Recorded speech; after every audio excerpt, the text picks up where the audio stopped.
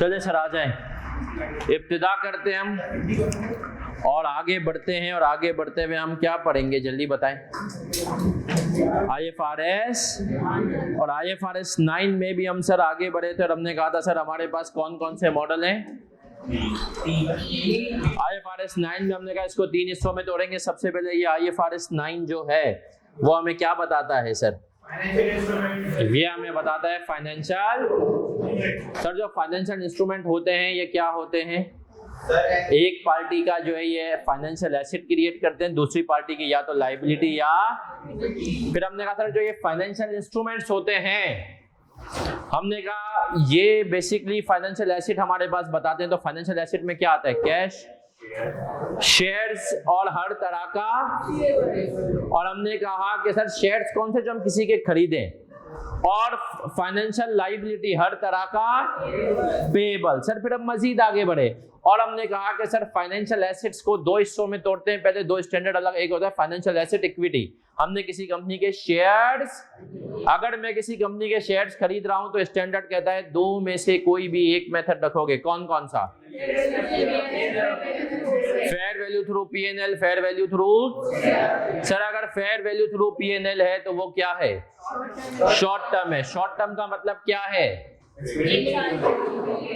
हमने कहा short term का मतलब एक साल के अंदर बेच देंगे, इसके अंदर शॉर्ट टर्म है तो P&L ही जाएगा। और हमने कहा अगर P&L जाएगा तो उसके अंदर याद रखना ट्रांजैक्शन कॉस्ट, एक्सपेंस आउट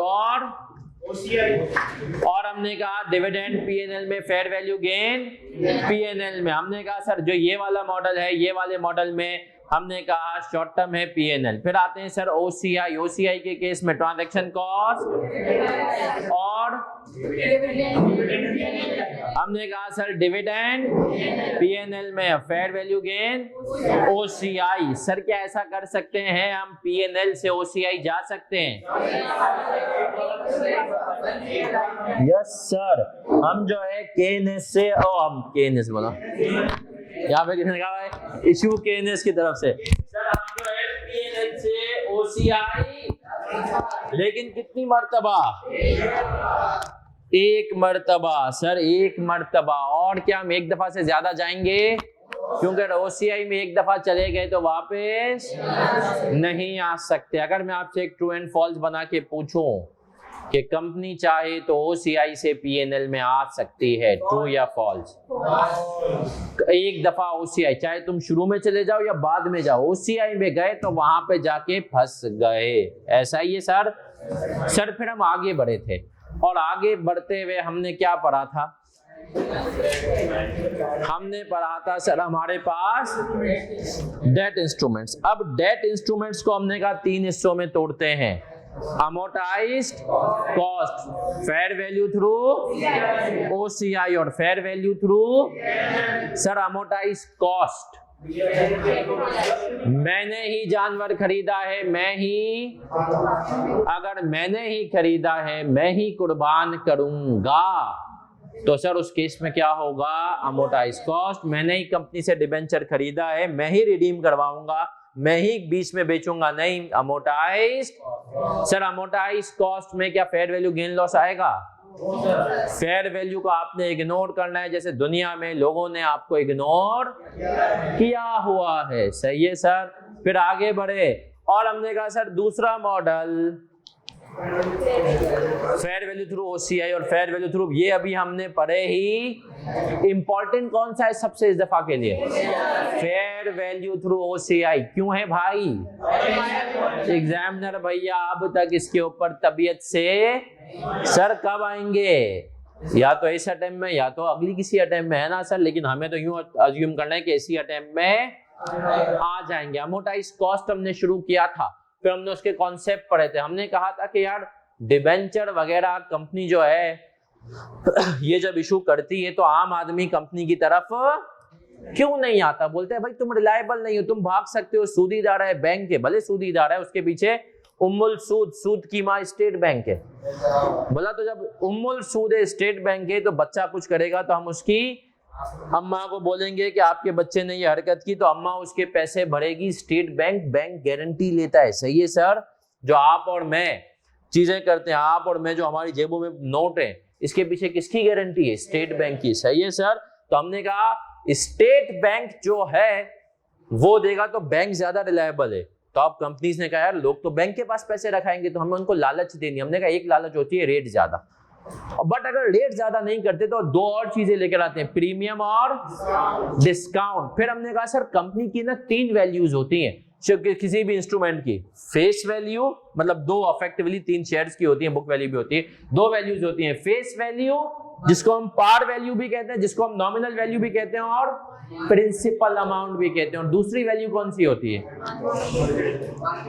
हमने कहा सर दूसरी वैल्यू होती है मार्केट वैल्यू। तो हमने कहा सर ये जो मार्केट वैल्यू होती है ये अलग है और फेयर वैल्यू अलग है। अगर फेस वैल्यू, अगर आपको इंस्ट्रूमेंट फेस वैल्यू पे मिल रहा है लेकिन वो रिडीम हो रहा है फेस वैल्यू से ज्यादा, तो इसका मतलब इसके अंदर क्या बिल्ट इन है? प्रीमियम। और अगर फेस वैल्यू से ही कम पे मिल रहा है, जैसे कि कल का हमने एक सवाल देखा था, तो वो क्या है? अब डिस्काउंट के केस में और प्रीमियम के केस में मसला क्या है? हमने कहा कि सर अगर इसको नॉर्मल तरीके से जाएं तो सारा गेन आखिरी साल में आ जाएगा। आज 1000 दे रहे हो, 5 साल बाद 1250 ले लेना, इंटरेस्ट उसके अलावा है। तो अब हमने कहा सर ये जो गेन सारा एक ही जगह पर आ जाएगा, स्टैंडर्ड ने कहा ये मुझे बर्दाश्त, बोला भाई इसके लिए मैं तुम्हें जो है एक रेट लेकर आऊंगा जिसका नाम है अफेक्टिव रेट। क्या करता है? स्प्रेड कर देता है डिस्काउंट और प्रीमियम के इंपैक्ट को over the life of instrument. ऐसा ही है सर, कल हमने उसकी एंट्रीज भी देख ली थी। ठीक है सर। तो हमने कहा अगर हमने कल उसकी एंट्रीज भी देख ली थी तो इसका मतलब है कि इंशाल्लाह आज मजीद आगे बढ़ पाएंगे। तैयार हैं? चले सर एमसीक्यू नंबर 10 मैंने आपको दिया था एक अदद होमवर्क के तौर पे। यस सर, सही है सर। एमसीक्यू नंबर 10 था, पेज नंबर 109 था। चले सर एमसीक्यू नंबर 10 का सही आंसर कितने लोग कह रहे हैं? अल्फा। कितने लोगों ने नहीं किया? क्या कह रहे हैं? ट्राई किया नहीं हुआ? से ये अच्छा बहाना है।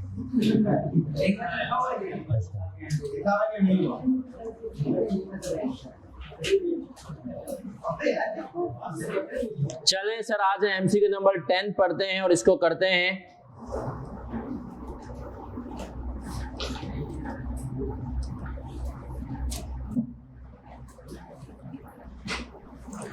एमसीक्यू नंबर 10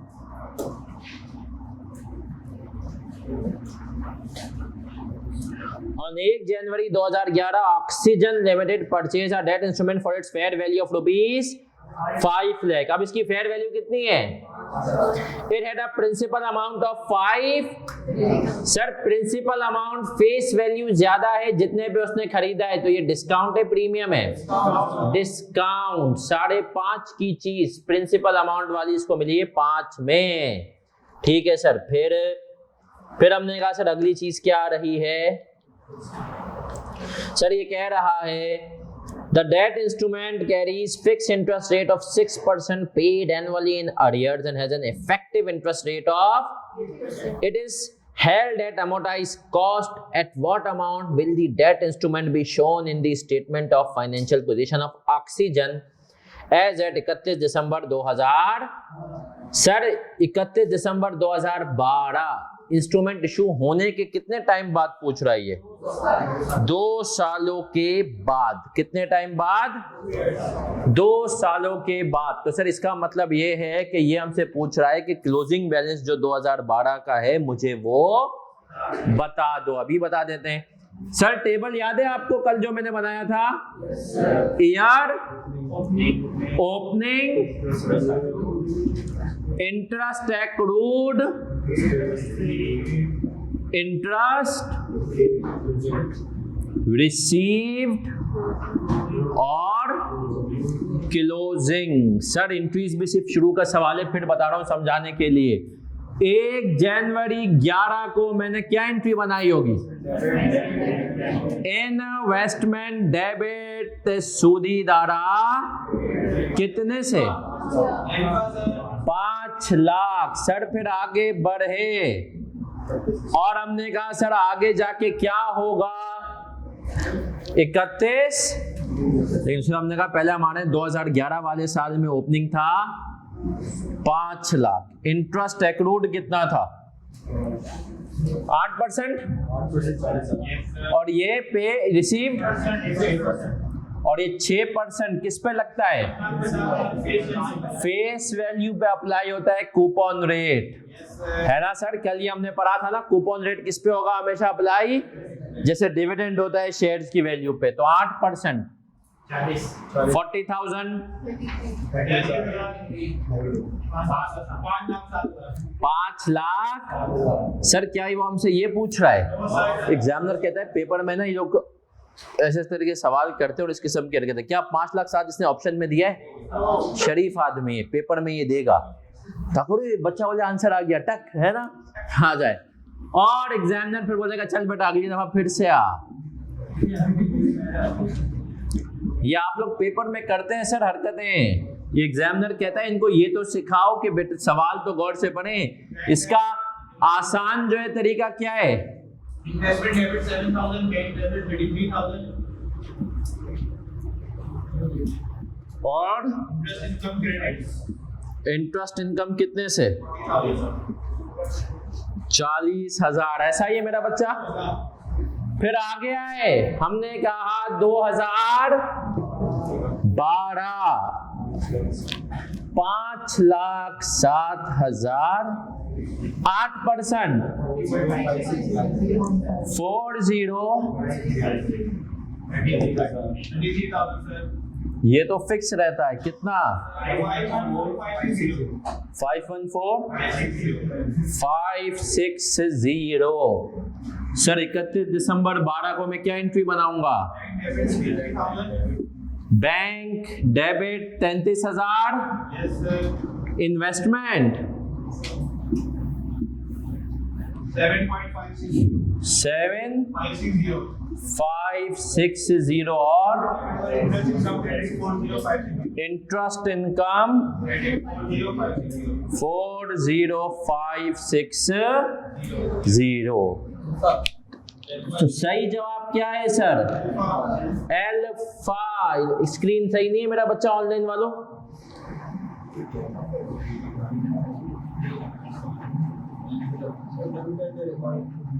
अब बेहतर हुई है।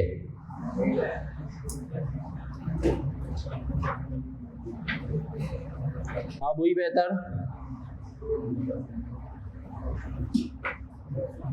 अच्छा चलिए मैं एक काम ये करता हूँ, मैं एक दफा फिर से इसको ज्वाइन कर लूँ, सही है, तब इंशाल्लाह। अब ठीक हो गई है, हो गई ठीक, चले गुड है। इसका मतलब है कि ये शख्स चाहता है सर डेट में डिफॉल्ट पीएनएल होगा, नहीं अभी मैं डेट में आऊंगा डिफॉल्ट पे। डिफॉल्ट वैसे अमोर्टाइज कॉस्ट होता है, चाहे तो यही वाला। सर यहां तक अगर हम क्लियर हैं तो हम बढ़ेंगे आगे, बढ़ जाएं आगे। सर अब आएंगे और आप सब करेंगे एक और एमसीक्यू, और वो एमसीक्यू है जिन्होंने ये कॉपी करना है वो कॉपी करेंगे, जिन्होंने नहीं करना है वो मैं बता रहा हूं वो करेंगे। MCQ number 18 page number 111। खुद पढ़ें खुद करें, अब पता चलेगा, क्योंकि इसके अंदर ट्विस्ट कह लें या इसके अंदर कुछ तो डिफरेंट है। एमसीक्यू नंबर 18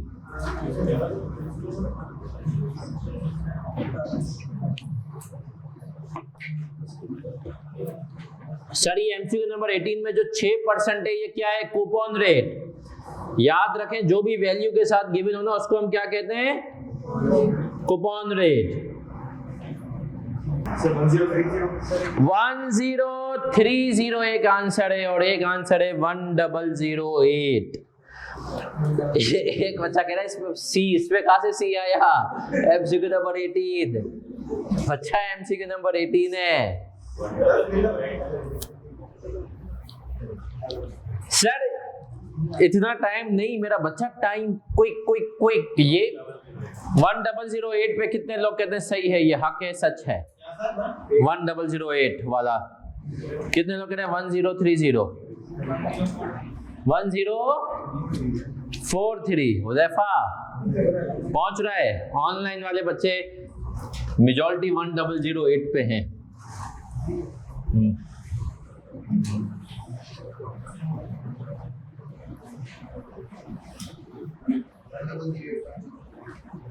चले सर, इस सवाल के अंदर इस 1047 भी एक आंसर आ रहा है।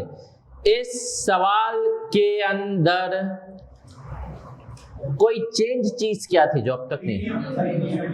सर इसमें डिस्काउंट भी है और प्रीमियम भी है। इस सवाल में डिस्काउंट भी है और सर ये बात आप कैसे कह रहे हैं? ये बात मैं ऐसे कह रहा हूं मेरा बच्चा कि अगर आप गौर से देखें, किससे देखें?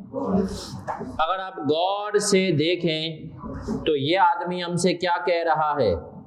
An entity acquires 6% ₹1000 TFCs, 1000 रुपए वाले TFCs थे, मतलब फेस वैल्यू कितनी थी? A financial asset for 9 at beginning of year 1. Interest is receivable annually in arrears. The TFC is redeemable at the end of 3 years at a premium of 3%. Premium of 3%. The financial asset is measured at amortized cost. Effective rate of Sood. Financial instrument has been calculated 8.1%. Calculate the closing statement of financial figure at the end of year 2. Work to the nearest. जिस बच्चे ने कहा सही जवाब 1009 दिया ना, वो ज्यादा सही है, या जो है, क्योंकि सर उसने क्या किया? Work to the nearest. अब सर सुनिएगा, इस सवाल में इसने कहा जो TFC थे ना उनकी वैल्यू कितनी है? 1000। तुम्हें मिले कितने पे? 970। तुम रिडीम कितने पे कराओगे? 3% प्रीमियम पे, मतलब 1.0, इसको मल्टीप्लाई कर दोगे 1.03, तो कितना हो जाएगा? सर इसकी टर्म कितनी है? इसका मतलब है तीसरे साल के एंड पे तुम्हारे पास आंसर 1030 आना चाहिए। तो आए सर, अब देखते हैं पहला साल,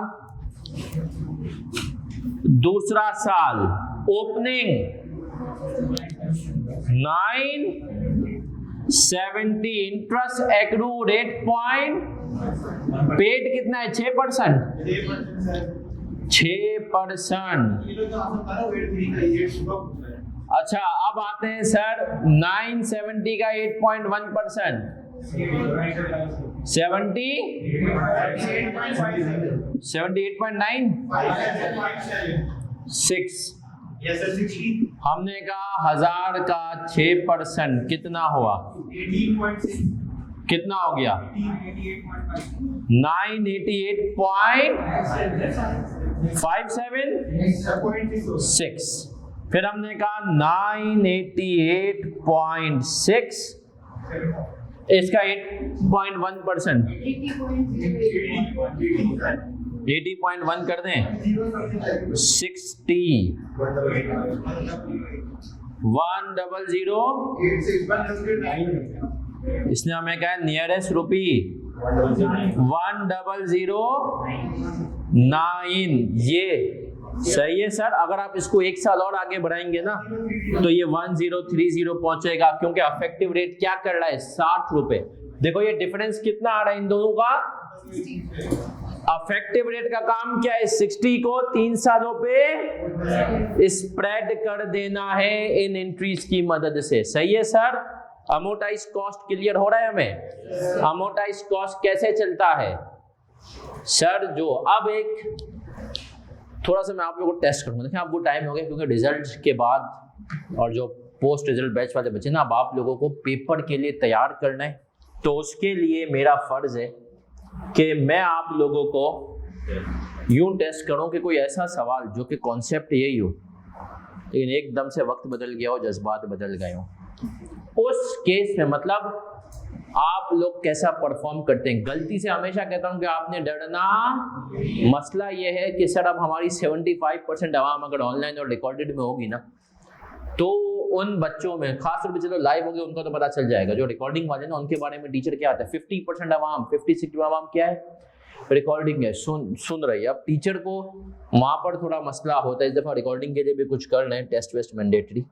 तो चले सर, अब एक सवाल मैं आप लोगों को बताऊंगा कौन सा करना है आपने, और उस सवाल में हम देखेंगे कि आप हैं कितने चीते। इस सवाल में ये कह रहा 3% प्रीमियम है ना, तो हमें बता रहा था कि 1000 की चीज 3% प्रीमियम, 1000 का 3% 1030 पे होगी, 3% प्रीमियम पे रिडीम होगी, ठीक है।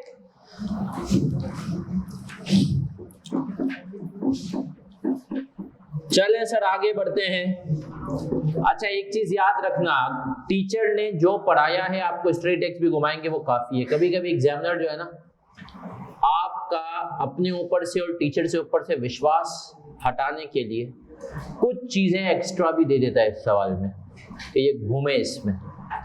तो अगला सवाल है वो आपको टेस्ट करेगा, ऑटम 2019 पेज नंबर 112। सवाल का नाम क्या है, जिप्सम लिमिटेड, जिप्सम लिमिटेड, इसका पार्ट ए करना है आपने, अमोर्टाइज्ड कॉस्ट। इसका आपने क्या करना है, अमोर्टाइज्ड कॉस्ट।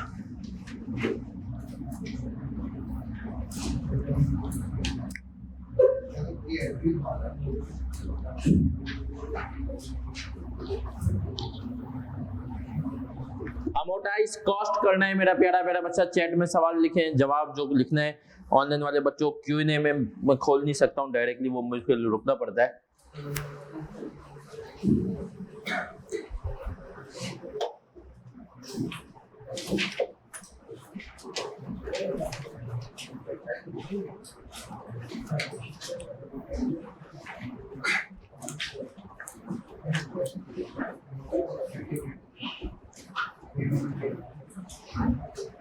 खुद से करना है सर, कुछ अनयूजुअल लगे तो अपना दिमाग लगाओ और करो, तुम सब कर सकते हो।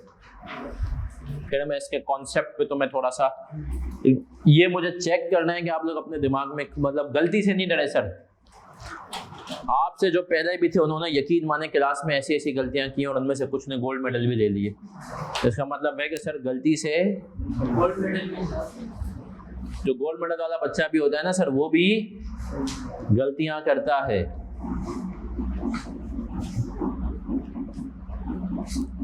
मैंने कहा ना जो लास्ट मेरे स्टूडेंट मिला था उसके 81 नंबर थे, पेपर उसने 93 का किया था, मतलब 12 नंबर तो उसके भी कटे हैं ना सर।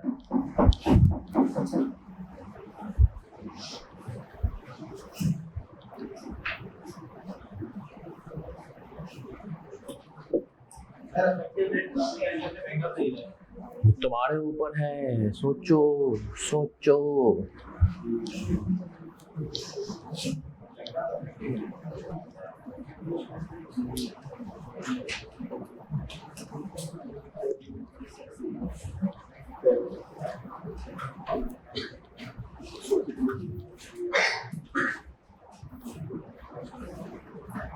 गलती से बिल्कुल ना डरे, ना ही पहली है और ना ही आखिरी। हाँ बस ये मेक श्योर करें कि आप खुद करें, पड़ोसी से डिस्कस ना करें। पेपर में ये पड़ोसी थोड़ी होगा आपके साथ, होगा भी तो पेपर में आपको देख के अनजान बन जाएगा।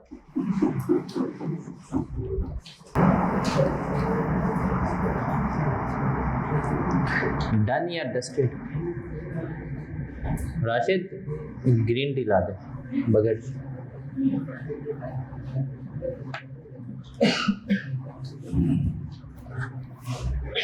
हो गया भाई, इसने तो एंट्रीज मांगी है ना। क्या मांगी है इसने? ये आपके सिलेबस में आने के बाद जो है ना IFRS 9 ऑटम 19 से आया था, पहला सवाल था। चलो इतने टाइम है ना, 3 नंबर है ना के लिए 5 minute is more than enough. 1 साल की तो एंट्रीज मांगी है भाई। ये लिखो जल्दी जल्दी, हाथ जल्दी चलना चाहिए तुम्हारा। चला, बना ली एंट्रीज। कितने लोगों ने एंट्रीज बना ली और उनको ये इतना यकीन है कि जो मैंने बनाई है बिल्कुल सही है और अगर गलत हुई तो मैं कल पूरी क्लास को ट्रीट दूंगा।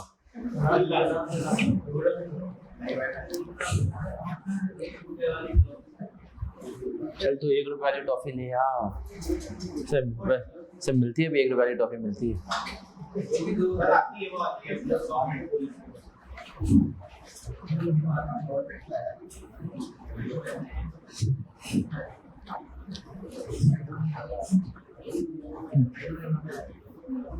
कोई रखो बड़ा गिफ्ट, कुछ रखो तो ऑनलाइन वाले भी आए कल इस चक्कर में, है ना।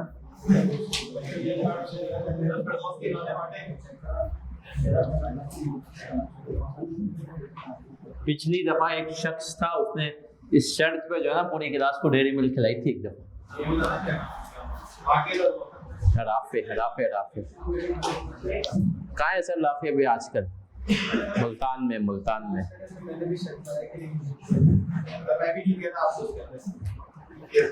आ जाएं सर, आ जाएं। चलिए जी ऑनलाइन वाले। सर एक आदमी कह रहा है कि 99.9% बेटा ये बैक्टीरिया और जर्म्स हैं, तो 0.01 की नहीं लगा रहा। चले सर सवाल पढ़ते हैं। एक चीज पेपर के पॉइंट ऑफ व्यू से, सर आपके पास जो है ना पेपर में सबके पास हाईलाइटेड हो, आप पेपर में हाईलाइट कर सकते हैं, डेट्स को पढ़ते ही हाईलाइट। रिक्वायरमेंट में कह रहा है prepare journal entries for the year ended 30 June 2019 if the investment in debentures is subsequently measured eight on 1 July 2018 Gypsum Limited purchased 5,000 debentures issued by Iron Limited at par value of ₹100 each। ठीक है जी। फिर कह रहा है the transaction cost associated with the acquisition of the debentures was ₹24,000। coupon interest rate is 11% per annum payable annually on 30 June. Coupon rate कितना है? on 1 July 2018 the effective rate was worked out at 9 इस सवाल में क्या चीज नहीं थी? Effective rate कम था, कूपन रेट ज्यादा था। इसका मतलब इसकी एंट्रीज में कुछ गड़बड़ हो जाएगी, है ना। इन्वेस्टमेंट अब क्या होगी? क्रेडिट होना शुरू हो जाएगी। फिर कह रहा है as on whereas the market rate on similar date was. अब सर ये लाइन क्यों दी हुई है? सर ये लाइन तो आपको गुमराह करने के लिए दी हुई है। इसके बाद जो अगली लाइन है वो आपके पास पार्ट बी के लिए कारआमद है। नहीं वैसे भी ये लाइन आपको दिया है कि बच्चा परेशान हो भाई ये क्या चीज आ गई। एग्जामिनर आपको परेशान करना चाहते हैं, उसको खुशी होती है आपको परेशान करके। हाँ ये वैसे ये लाइन नहीं, जो इसके बाद वाली लाइन है ना 96 वाली, वो दूसरा पार्ट। चले सर सबसे पहले तो मुझे ये बताएं 1 जुलाई 18 को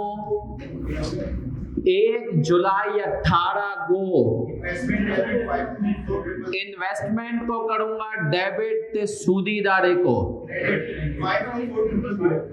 5 लाख। उसको पेपर में ये वर्किंग बतानी है, बेशक तू इसको 1000 में कर, लेकिन ये बता। तुम लोग पेपर में डायरेक्ट मारते हो ये चीजें, एग्जामिनर को ये बातें अच्छी सही है सर। 5 लाख ये हमसे एंट्रीज कब की पूछ रहा है। फिर हम आए पहला साल 2019 वाला ओपनिंग था इसका 5/24। एक्रूड कितना था? कितना हुआ? 49780। ये कितने परसेंट था? 11%। 5 लाख का 5 लाख का 11% 55,000 कितना हुआ? 518,780 518,780, यही तो हमसे पूछ रहा था, है ना सर। एंट्री पे मैं आया, मैंने कहा 30 जून 19, सूदीदारे को डेबिट किया 55, interest income 49780, investment credit sir बस इतना था हमारा, है ना आंसर। क्योंकि अमोर्टाइज कॉस्ट मॉडल है, उसने कहा ट्रांजैक्शन कॉस्ट को एसेट की कॉस्ट में क्या कर दोगे, कैपिटलाइज, लॉन्ग टर्म। बेसिकली बताइए क्या करना है, अब इसको समझाते हैं इसके। सर ऐसा क्यों होता है, सवाल है। देखिए सर, ये तो समझ में आता है कि अफेक्टिव रेट ज्यादा हो और वो कम हो। ऐसा कब हो जाएगा कि अफेक्टिव रेट कम हो और कूपन रेट, वो यूजुअली तब होता है जब ट्रांजैक्शन हो हमारी फेस वैल्यू पे, इशू भी फेस पे हो, रिडीम भी, लेकिन ट्रांजैक्शन कॉस्ट ऑब्जेक्ट। अब ट्रांजैक्शन कॉस्ट जो 24,000 की है ना, समझो इस 24,000 की ट्रांजैक्शन कॉस्ट को 3 साल में खत्म करना है, अमोर्टाइज करना है। इस इन्वेस्टमेंट को सपोज करो 3 साल में या जो भी इसका टर्म हो, हमें लेकर आना है 5 लाख पे। कितने पे लेकर आना है? अब ये 5 लाख पे कैसे आएगा? देखो पहले साल 5/24 से 5/18 पे आ गया ना। इसी तरीके से तो ये जो बेसिकली इन दोनों का डिफरेंस है ना 1.5% का, ये काम ही ये कर रहा है कि 24,000 को खत्म कर रहा है आहिस्ते आहिस्ते। सही है सर। तो अफेक्टिव रेट का काम ही क्या होता है, अपने अंदर 3 चीजों को इनकॉर्पोरेट करता है। क्या? डिस्काउंट, प्रीमियम और ट्रांजैक्शन कॉस्ट। ठीक है सर, डिस्काउंट, प्रीमियम और transaction cost. Affective rate sir यही काम करता है। यस सर, अफेक्टिव रेट यही काम करता है।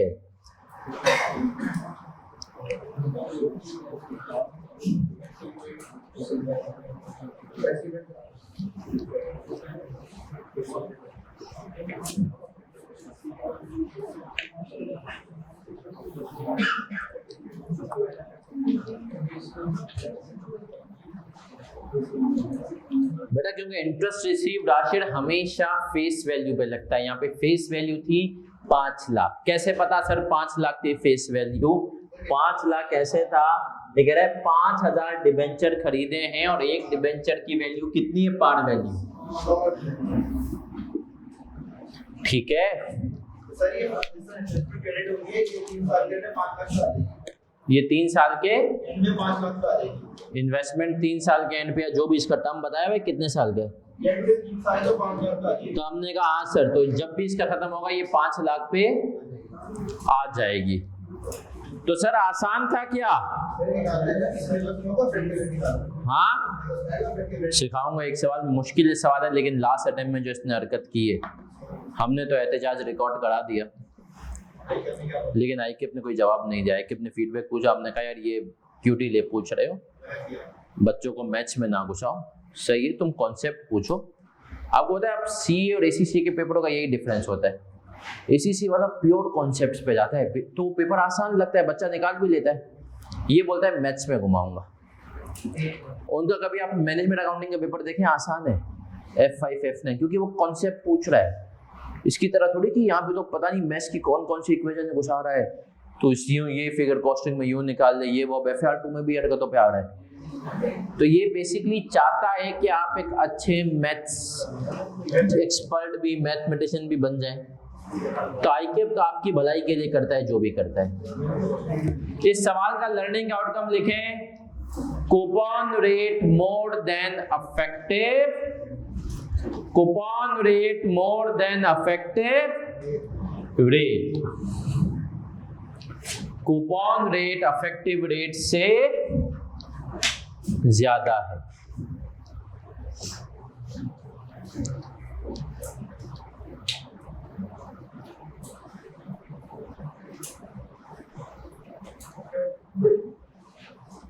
आसान है सर अब तक IFRS 9? यस सर आसान है। चलें सर अब इसको थोड़ा सा परेशान वाला भी लेकर आते हैं। तैयार हैं परेशानी के लिए आप लोग?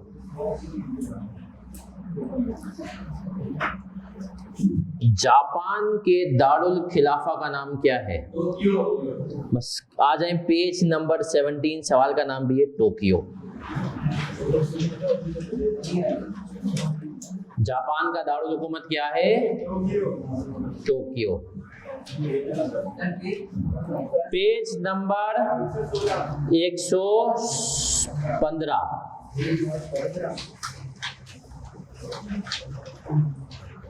सर ये वैसे आपका असाइनमेंट सेट है, लेकिन इसमें से मैं ये सवाल टोक्यो वाला आपको कराऊंगा। आए सर, पढ़ रहा हूं question number 5। Question number 5 on 8 January 2001 Tokyo, इसके ऊपर लिख भी लो लास्ट डे रिवीजन। ये सवाल कर लोगे, अमोर्टाइज कॉस्ट पूरा तुम्हारे हाथ में, क्योंकि इसमें तीनों केसेस टेस्ट हुए हैं। कितने केसेस टेस्ट हुए हैं? तीनों।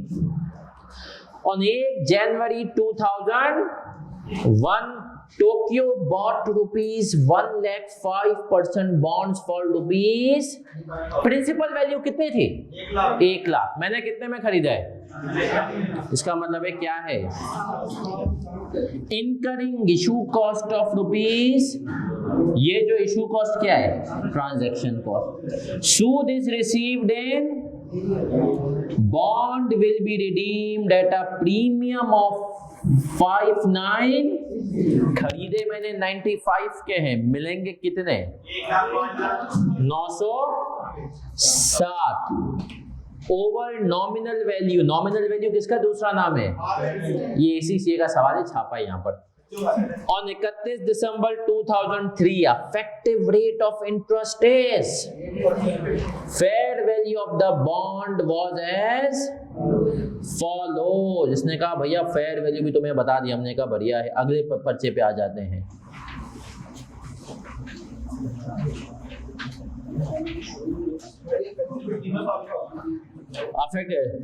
रिक्वायर्ड कह रहा है show extracts from the financial statement how the bond will be accounted for over all relevant years if Tokyo plan to hold the bond until, ये कौन सा मॉडल है? Tokyo may sell the bond if possibly, if the possibility of an investment, OCI, Tokyo plan to trade the bond in the selling it for its fair value on 8 January 2002। Sir सब दिया हुआ है, पहले आपने इसको amortised cost पे जो है आपको, अभी तो हमने किया ही नहीं, अमोर्टाइज्ड कॉस्ट वाला तो आपने कर लिया है ना भाई, उस पे तो आ जाओ। अमोर्टाइज्ड कॉस्ट वाले पे आ जाओ, पहली रिक्वायरमेंट जो है इसकी है।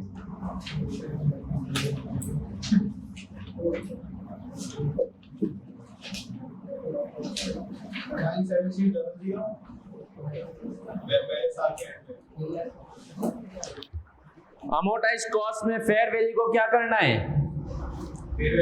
इग्नोर। जैसे आपको क्या हुआ होगा, किसी ना किसी ने, है ना? 9,700,000 उससे करना है आपने, बोर्ड पे देखना मना है आपको अभी।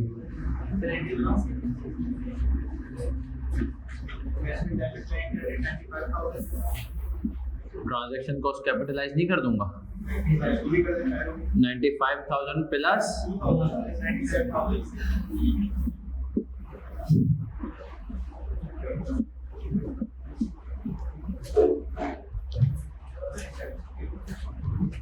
ईयर 2000,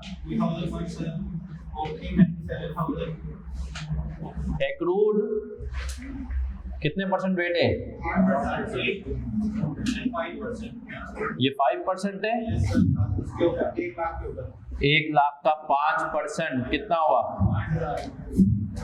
5000, Double 760 ये कितना आ गया?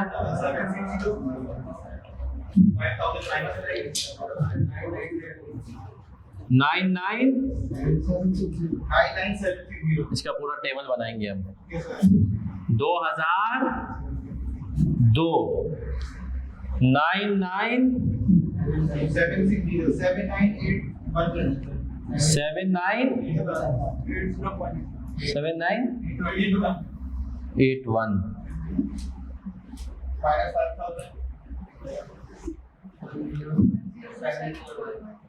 10274, 2003, 102 741 8219, 5000 किया माइनस 105 960।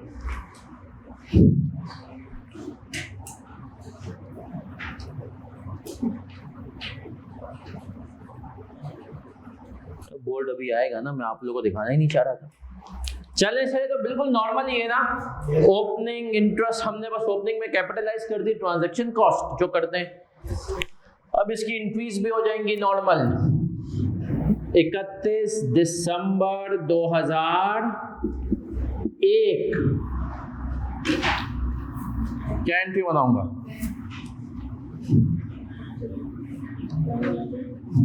बैंक डेबिट 5000, सूदी इनकम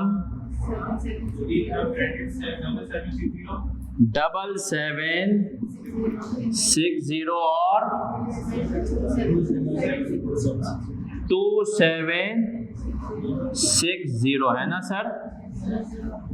फिर 31 दिसंबर 2002 बैंक डेबिट 5000, इंटरेस्ट इनकम 7981, और हमने कहा सर बाकी अमाउंट से इन्वेस्टमेंट 2981, ऐसा ही है सर। फिर 31 दिसंबर 2003 कितने से? बैंक डेबिट 5000, इंटरेस्ट इनकम 8219, और हमने कहा इन्वेस्टमेंट 3219, ऐसा ही है। पक्की बात है, अभी कॉपी कोई नहीं करेगा। और हमने कहा सर बैंक डेबिट एंड में क्या करूंगा? इन्वेस्टमेंट। जब मेरी इन्वेस्टमेंट 3 साल बाद तो रिडीम हो रही है ना, किस अमाउंट से करूंगा? ये एंट्री बनाऊंगा 10596, 10596। तो सर क्या इस सवाल में भी डिस्काउंट और प्रीमियम दोनों था? 95 की चीज थी, कितने में लेकर गया हूं? तो हमने कहा सर इन्वेस्टमेंट, सबकी तवज्जो इधर, पहले साल के एंड पे किस पे आएगी? दूसरे साल पे 109760106102741, तीसरे साल पे 0, क्योंकि मैंने ये एंट्री बना दी। टेबल के हिसाब से तो बन रही है, बट मैंने ये एंट्री बना दी। सर इंटरेस्ट इनकम 2003, 2002 और 2001।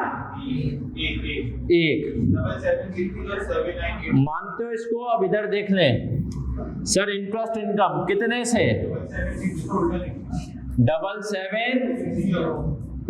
7760, 7981, 8219, ऐसा ही है। चले सर, अगर आपने ये कर लिया है तो आप कॉपी भी कर सकते हैं, और कॉपी करने के बाद फिर हम बढ़ेंगे। आप आगे। एक की तरफ चलेगा। कभी ऐसा हुआ है कि सर आपको लग रहा हो कि टॉपिक बहुत आसान है, लेकिन पेपर में लगाओ कि यार ये इतना भी आसान नहीं था? ब्रेक के बाद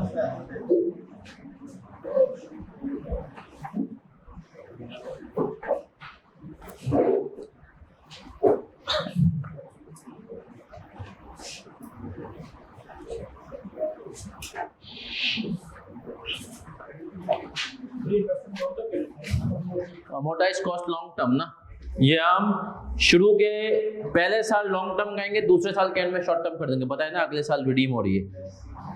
लेकिन अब इधर आओ, ये एक बड़ा अच्छा सवाल है, सबकी तवज्जो इधर, ऑनलाइन वालों तुम भी इधर देखो। बच्चे का सवाल है सर इसको investment short term assets current asset होगा या नॉन करंट? मैंने कहा पहले साल नॉन करंट, दूसरे साल करंट। अब पेपर में जब ऐसा हो जाए ना, तो देखो जब वो इस किस्म की चीज करे ना, कि तुम्हें बताओ आइडियल होता है कि तुम यहाँ पे हेडिंग ही ना दो उसकी, वो तुम्हारे मार्क्स नहीं काटेगा, तुम खाली बता दो बैलेंस शीट में क्या है, ये इन्वेस्टमेंट के तौर पे आएगा। सही है सर? जब ऐसा हो ना कि एक करंट भी बन रहा हो एक साल, अगले साल नॉन करंट भी हो रहा है, तो आप पेपर में ना वो इन चीजों के सब क्लासिफिकेशन, आपको ये बात मैं FAR 1 से बहुत सारों को बता रहा हूँ, जिन्होंने मुझसे डायरेक्ट FAR 2 में आई, ये बात उनको क्लियर होगी। चलिए ICAP एग्जामिनर वाज़े तौर पे कह चुका है, बैलेंस शीट में सिवाय जो मेन फुटिंग होती है ना, asset equal liabilities plus capital, तुम करंट एसेट्स का टोटल करते हो, नॉन करंट का टोटल करके लिखते हो, उसके कोई मार्क्स। उसने कहा बच्चों को बोलो सब टोटल छोड़ दें। अब आप अपना सॉल्यूशन देखें उसका, पिछले अटेम्प्ट का उसने सब टोटल नहीं किए, वो कैश फ्लो में शायद वो करवाए जो ऑपरेटिंग एक्टिविटीज वगैरह, सही है, लेकिन जो है बैलेंस शीट में बोलता है जो करंट एसेट है, नॉन करंट एसेट्स हैं, इनको जो तुम पहले अलग अलग लिखते थे फिर टोटल लिखते थे ना, आप डायरेक्ट टोटल एसेट्स पे आओ। हाँ, वो कहता है सारी ये सब टोटलिंग के मार्क्स, ये एग्जामिनर का है ना, उसने एग्जांपल दी 6 साल की मैं एनपीवी कह रहा हूं, तो भाई तूने बच्चे को बोलो 5 साल की एनपीवी निकाली, टाइम खत्म, अगले सवाल पे हो जाए। और एक हमारे बड़े अच्छे टीचर हैं, काबिल एहतराम, ये चीज मुझे कभी ICAP से वेरीफाई नहीं हुई, बट ये उनका दावा है कि ICAP में सवाल को अटेम्प्ट करने के, शुरू करने के 1 मार्क्स है।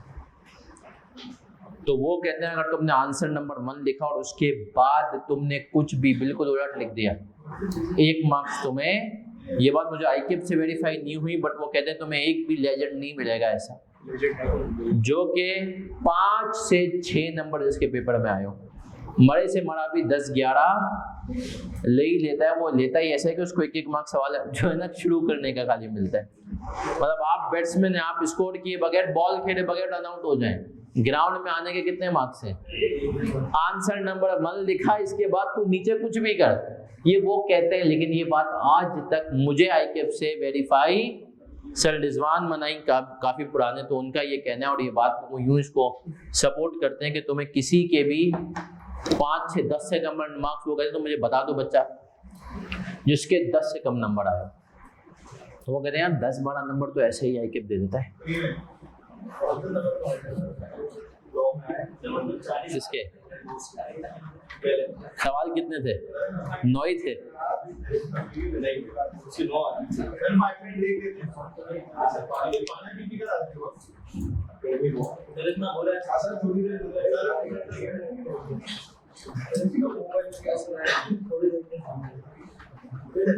सर सिर्फ वर्किंग करें, ये टेबल आपकी वर्किंग है।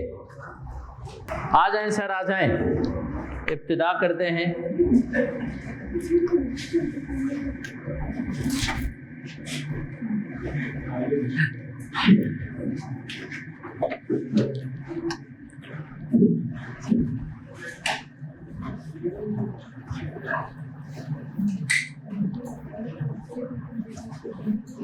इब्तिदा करते हैं, और इब्तिदा करते हुए हमने ये पार्ट कर लिया, इसके अंदर हमने क्या, अमोर्टाइज्ड कॉस्ट। अब सर अमोर्टाइज्ड कॉस्ट के बाद जो अगला पार्ट है, वो अगला पार्ट है उसके अंदर आपने याद रखना है, वो है हमारे पास फेयर वैल्यू थ्रू OCI। अच्छा, ये जो फेयर वैल्यू थ्रू OCI है ना, ये आप समझे अमोर्टाइज्ड कॉस्ट की ही एक एक्सटेंशन है। जो वर्किंग हम अमोर्टाइज्ड कॉस्ट में करते हैं वही वर्किंग हम फेयर वैल्यू थ्रू ओसीआई में करते हैं, उसके बाद एक इजाफी चीज हो जाती है। आ जाए, ये मिटा रहा हूं मैं सिर्फ ये वाला कॉलम, आपको शायद पूरा सवाल वापस कॉपी करना पड़े मेरा बच्चा। देखिए सर, एक तो हमारा यही टेबल बनेगा, कॉपी कोई नहीं करेगा सर, एक तो हमारा यही टेबल बनेगा। Year opening, interest accrued, interest received, closing as per, मैं यहां पे सिर्फ देखें एडिशन क्या कर रहा हूं, एज पर अमोर्टाइज्ड कॉस्ट। ठीक है sir, closing as per amortised cost. Fair value gain slash loss, और यह आ जाएगा fair value at year end. सही है sir, fair value gain slash loss, fair value at year end. इसकी fair value year end पे आपके पास कितनी है? सही है सर, इसमें एक कॉलम और ऐड कर देते हैं ताकि हमारे लिए आसानी हो जाए। Cumulative gain loss of previous years,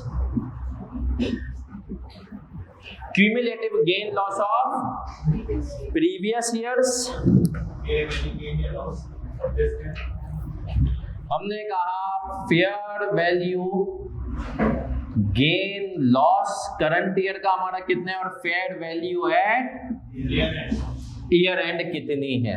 सही है सर, अब सब नौजवानों ने इधर देखना है, ये सवाल कॉपी कोई भी नहीं करेगा, सबकी पेन डाउन कैलकुलेटर हाथ में होंगे। एक इसके अंदर स्टैंडर्ड, ये सबसे टेक्निकल है, ये कहता है कि भैया एक तो आप अमोर्टाइज कॉस्ट को अपना लेकर के चलें जैसे कि आप चल रहे हैं। हमने कहा ठीक है, अमोर्टाइज कॉस्ट जैसे कि चल रहे हैं वैसे ही आएगा। फिर हमने कहा 9976, फिर हमने कहा सर पिछले सालों में क्या कोई गेन लॉस था? अच्छा, क्या इस साल के एंड पे मुझे फेयर वैल्यू गिवन है? यस सर, कितनी है?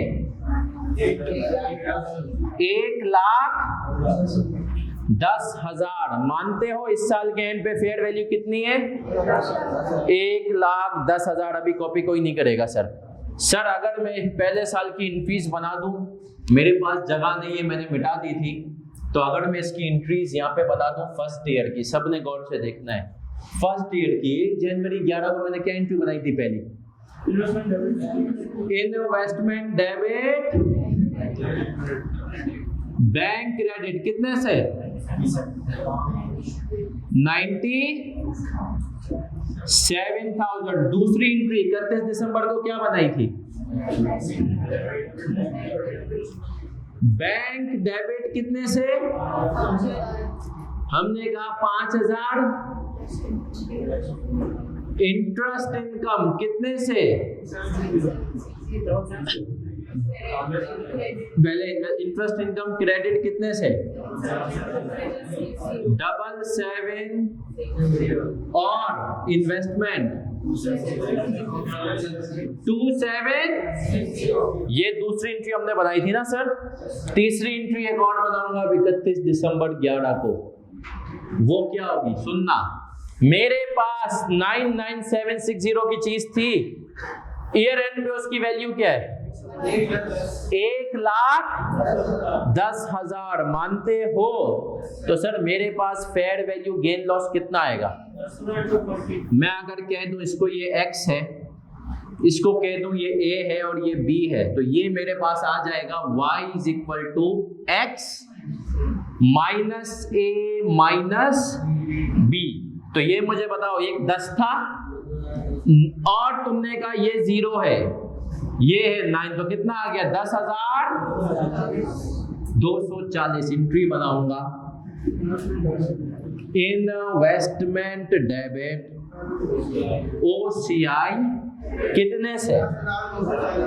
10,240, 10,000 240। क्लियर है सर? अभी कोई भी कॉपी सर देखें, मेरे पास इन्वेस्टमेंट पहुंच गई थी 99760 की। पिछले सालों में कोई गेन लॉस मैंने ऐड नहीं किया था। फेयर वैल्यू गेन लॉस कितना था? 10,200। ये कितने का हो गया? 1,10,000 का पहुंच चुकी थी मेरे पास इन्वेस्टमेंट।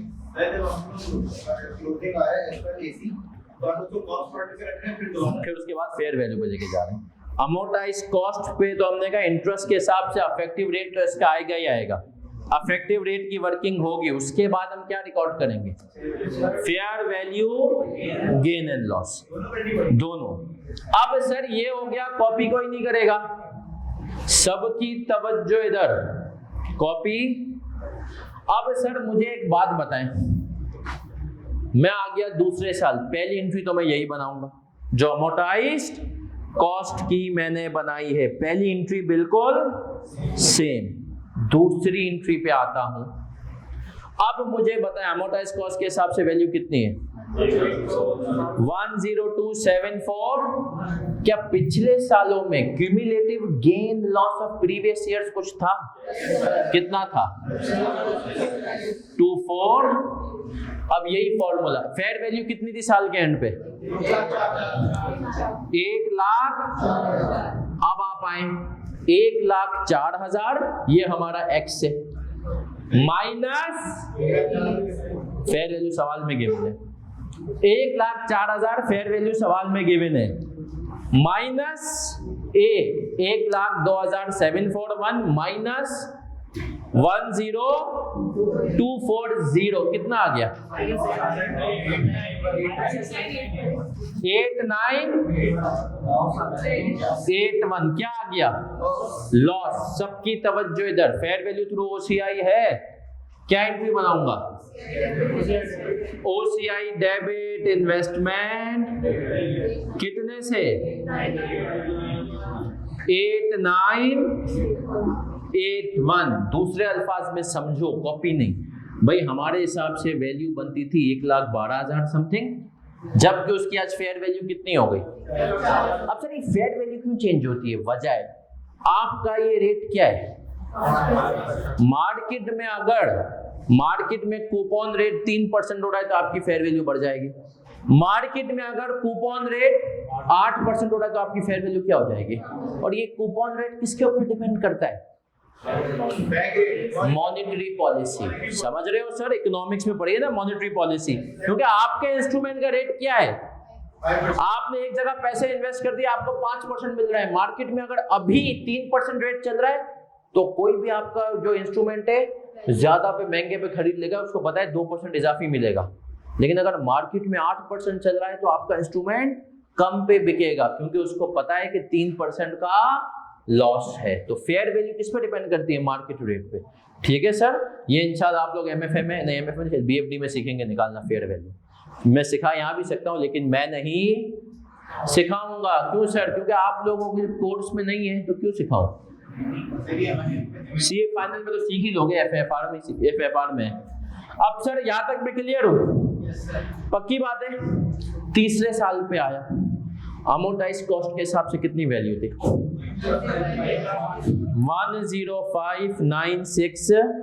105,960। पिछले सालों का क्यूमुलेटिव गेन लॉस, अब तक का गेन लॉस कितना बचा है? 10240 और 8980 से 81 माइनस करो तो नेट टोटल गेन कितना आ गया? Net gain 1259। ऐसा ही है, अभी कॉपी नहीं करना। सर आखिरी साल पे फेयर वैल्यू कितनी होगी? सर गिवन नहीं है। क्यों नहीं गिवन? अब ये बताओ। आखिरी साल फेयर वैल्यू क्यों गिवन नहीं है? सर रिडीम हो गया। मुझे बताओ भाई, फेयर वैल्यू किस पर डिपेंड करती है? फ्यूचर में 2% ज्यादा मिलेगा, 3%। अबे इसका तो फ्यूचर ही नहीं है। ये तो आज आखिरी साल हो गया ना। इस इंस्ट्रूमेंट का जब फ्यूचर ही नहीं है, तुम्हारे पास एक इंस्ट्रूमेंट है जिसके तुम्हें आज 1,05,960 मिल जाएंगे, तो मार्केट में कोई तुमसे क्यों ही आज 1,10 का खरीदेगा जब इसके मिलने ही कितने? और तुम क्यों इसको 1,05,000 से कम में बेचोगे? समझे सर? तो इसका मतलब क्या है, लर्निंग आउटकम लिखो इस सवाल का, at redemption date, at redemption date 3 साल का इंस्ट्रूमेंट था, at redemption date, at redemption date fair value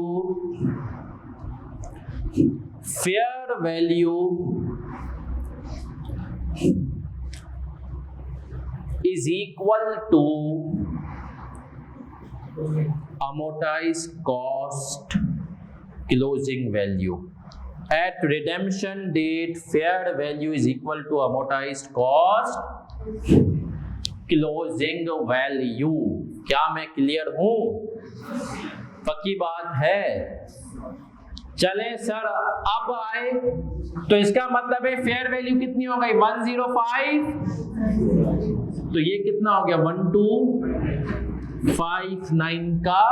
तो अब आप आए यहां पर तीसरे साल, और तीसरे साल में आपने कहा सर इस एंट्री से पहले मैं एक एंट्री बनाऊंगा, OCI डेबिट इन्वेस्टमेंट कितने से 1259 और उसके बाद आप रिडेम्पशन की एंट्री बनाएंगे बैंक डेबिट इन्वेस्टमेंट कितने से। अब सर एक दफा फिर से पूरे सवाल को समराइज कराऊंगा, रिकैप कराऊंगा, क्योंकि ये सवाल टेक्निकल है। जब भी OCI का सवाल आए, पासिंग मार्क्स तो इसमें छुपे हुए, क्योंकि इसमें आधी चीज किसकी है, अमोर्टाइज्ड कॉस्ट। बस ईयर एंड पे ये कहता है कि तुम वर्किंग बना के कंपेयर कर लो फेयर वैल्यू से। वो वर्किंग में हमें कितने कॉलम एक्स्ट्रा देने हैं, cumulative gain loss of fair value gain loss, ये हमारे पास होगी बैलेंसिंग फिगर। कौन सी? बैलेंसिंग। ये दूसरे तरीके से भी निकल सकते हैं, वो भी अभी बताऊंगा, ये सिर्फ मैथ्स का गेम है। हमने कहा सर 9960 था पहले साल क्यूमुलेटिव गेन लॉस, क्योंकि पहला ही साल तो कोई था ही नहीं। साल के एंड पे फेयर वैल्यू गिवन होगी सवाल में, कितनी हो गई 110। तो आपने कहा 10240 का गेन आ गया, फेयर वैल्यू 110 थी, मेरी बुक्स में कितने का आ रहा है 99760। क्या मैं क्लियर हूं? Yes sir. सर फिर मैं मजीद आगे बढ़ा, मैंने कहा सर अगले साल अमोर्टाइज्ड कॉस्ट के हिसाब से कितने की वैल्यू हो गई 1027। आपने कहा मेरे हिसाब पिछले सालों का गेन कितना आ गया था, जो कि मैंने इन्वेस्टमेंट बढ़ा दी थी ना, तो आपने कहा ये आ गया। फेयर वैल्यू कितनी है, तो डिफरेंस लॉस आ गया। मेरे हिसाब से 1,12,000 की कुछ वैल्यू बन रही थी, ये कितना कह रहा है अपना 1,04,000, तो 8981 का आपको लॉस आया, आपने अगले साल एंट्री पार्ट कर ली। तीसरे साल अमोर्टाइज्ड कॉस्ट देख लो, मैंने टेबल की वैल्यूज को नहीं छेड़ा, जो अमोर्टाइज्ड कॉस्ट में था ये इतनी वैल्यू। आपने कहा सर तीसरा साल था, आखिरी साल था, रिडेम्पशन के बराबर होगी 105960। तो 1259 जो हमारे पास पिछले साल का था, वो भी सारे का सारा क्या बन गया, तो हमने इसकी भी एंट्री क्या पास कर दी, OCI डेबिट इन्वेस्टमेंट। तो सर याद रखें, जब भी आप इंस्ट्रूमेंट को अमोर्टाइज्ड कॉस्ट वाले को एंड तक ले जाएंगे ना, कि कहां तक ले जाएंगे, इस कॉलम का है जो टोटल 0 हो जाएगा। सही है सर, जितना गेन आपने शुरू में रियलाइज किया होगा उतने का सारा क्या हो जाएगा। हाँ, अगर आप बीच में बेच दें तो आपको फायदा होगा। सर ये बहुत टेक्निकल है, सुकून से एक दफा कॉपी करो, कुछ मसला हो पूछो, क्योंकि सर ये मैंने आपको पहले भी बताया कि क्या है, इम्पोर्टेंट है। एग्जामिनर ने अब तक इसको आएगा तो ये 8 नंबर का अकेला आएगा। सही है जी, क्योंकि हमने कंपनी ने खुद चाहा कि हम मूवमेंट को OCI में डालें। नहीं याद नहीं है, 2 टेस्ट रखे थे, कंफ्यूज हूं। कंपनी ने कहा रख भी सकते हैं, बेच भी सकते हैं, तो बोला कहां डाल दो।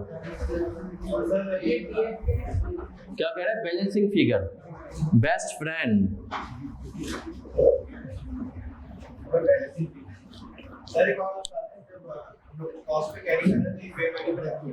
क्योंकि कंपनी की ख्वाहिश है, देखो कॉस्ट पे तो अमोर्टाइज कॉस्ट में जरूरी है, उसने कहा देखो अमोर्टाइज तो हो रहा है ना। ये अमोर्टाइजेशन किसको कहते हैं कि आपकी 97 की चीज 1.5 की हो जाए, ट्रांजैक्शन कॉस्ट और बाकी प्रीमियम डिस्काउंट अमोर्टाइज हो जाए, वो तो चलेगा, ठीक है। सर ये फिर amortized cost को continue अमोर्टाइज कॉस्ट का एक समझे एक्सटेंडेड वर्जन है फेयर वैल्यू थ्रू ओसीआई, और यही सबसे टेक्निकल है, यही सबसे टेक्निकल है। क्यों सर, क्यों टेक्निकल है? क्योंकि हमने कहा सर एग्जामिनर भैया बोले, स्टैंडर्ड ने कहा कि भाई ओसीआई में लेकर जाना है तो ओसीआई में अमोर्टाइज कॉस्ट के हिसाब से अफेक्टिव रेट रिकॉर्ड करवाऊंगा, लॉन्ग टर्म की बात है। ये बी है, लेकिन बी के अंदर भी आधा जवाब किससे हमने उठाया, ए। तो जब भी ओसीआई होगा पहले उसके अंदर अमोर्टाइज्ड कॉस्ट छुपा हुआ होगा, फिर ओसीआई आएगा। अगर कोई बोले मैं कैफ करूंगा, इसका मतलब है तुझे एफसी करना। अगर मैं ओसीआई पे जाऊंगा तो पहले अमोर्टाइज कॉस्ट का पूरा काम करना, कॉपी करने, फिर एक दफा इसको फिर समझेंगे, क्योंकि सर सबसे इंपॉर्टेंट कॉन्सेप्ट है ये। बट कुछ भी नहीं, अगर आप गौर से देखें ना, आगे के 3 कॉलम की एक्सटेंशन है, ये अगर आपने एक्सटेंशन डाल दी तो जिंदगी गुलजार, वरना और अगर आपने ये कैसे पता चलेगा सवाल की रिक्वायरमेंट करके कि हमें ओसीआई वो उसने लिखा है ना, देख मैं सेल, जब वो कहते हैं ना मैं कंफ्यूज हूं, कल की एग्जांपल याद नहीं, कुर्बानी का जानवर खुद खरीदा, खुद काटना है, अमोर्टाइज कॉस्ट, खुद खरीदा, बेच भी सकता हूं, काट भी सकता हूं, तो ओसीआई पार्ट बी है ये हम पार्ट बी कर रहे हैं। अभी इसके एक्सट्रैक्ट बाकी हैं, आप कॉपी करें फिर एक्सट्रैक्ट बनवाऊंगा। इसके एक्सट्रैक्ट भी हम बनाएंगे ओसीआई।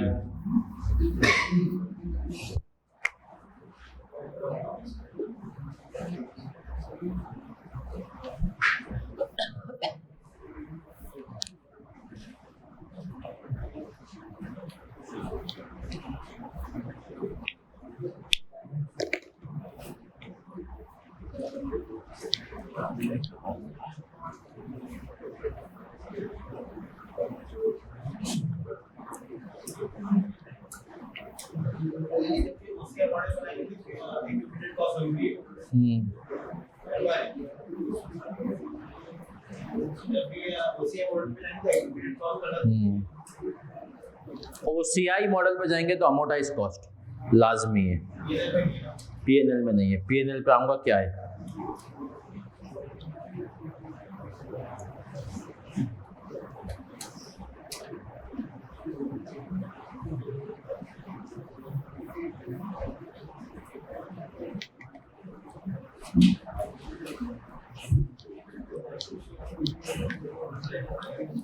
नौजवानों क्लियर है? तो लॉस ही होगा, डायरेक्ट पिछले सालों का लॉस कैरी फॉरवर्ड होगा यहाँ पे। ओसीआई डेबिट, इन्वेस्टमेंट क्रेडिट, बेटा ये रीवैल्यूएशन नहीं है, ये रीवैल्यूएशन को दिमाग से निकाल दो, पहले साल भी ओसीआई डेबिट हो सकती है। क्यों ओसीआई में ये चीज नहीं कि सरप्लस होगा तो खत्म होगा, ये वाला सीन नहीं है, ये ओसीआई अलग है, इसको प्रॉफिट एंड लॉस की तरह ट्रीट करो। ये हमारे दिमाग में होता है कि हम रीवैल्यूएशन के हिसाब से चेक करते हैं कि भाई सरप्लस है तो ही डेबिट होगा, वरना डेबिट पीएनएल में। आप वो भूल जाए, यहाँ पर डायरेक्ट भी ओसीआई डेबिट हो सकती है, मतलब पीएनएल का वो भी होता है, पर उसके रूल्स अलग हैं भाई रीवैल्यूएशन के। ये रीवैल्यूएशन के तरीके से इसको नहीं डालो, वो अलग था, खत्म, रीवैल्यूएशन खत्म, वो आईएफआरएस 9 है, ये वो नहीं था, ये आईएफआरएस 9 है।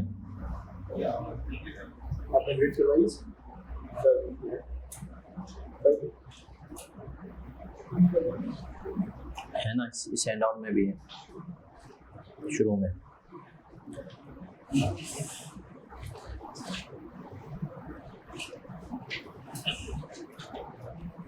देखो FAR2 पढ़ना समझना पेपर में, इसमें मार्क्स निकालना आसान है, लेकिन इसमें एग्जामिनर शरारती थोड़ा सा ज्यादा है। कैसे ज्यादा है अभी आपको पता चलेगा आगे जाके, कुछ को तो पता भी है। और याद है जिन्होंने हमने IFRS 8 का एक सवाल किया था कि IFRS 8 में डिस्क्लोजर दे दिया, बोला गलतियां बताओ। यहाँ पर पिछली अटेम्प्ट में भी किसने डिस्क्लोजर दे दिया, बोला गलती बता। कभी कभी तुम देखोगे डिफरेंट तरह के सवाल आएंगे। ये यहाँ पर पूछता है कि मुझे सही करके दे, गलती बता।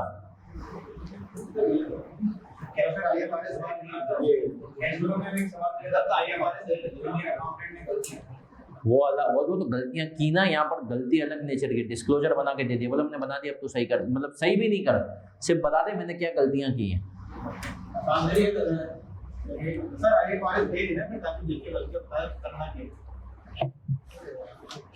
सर देखिए आपको आपस क्या होता है, IFRS देखने का टाइम भी नहीं होता पेपर में। आप जो बच्चा IFRS, इसीलिए मैं कहता हूँ जैसे मैं आपको शुरू में रिवाइज कराता हूँ, पर्पस ये होता है कि चीजें आपके दिमाग में, वो जो एंड में ऑडियो क्लिप्स होती हैं, चीजें आपके दिमाग में बैठ जाए, क्योंकि वही रूल्स हैं IFRS में। हाँ मैं बताऊंगा डिस्क्लोजर में क्या क्या चीजें हैं, बट वो भी उसको पे रखना एंड के लिए जब टाइम हो।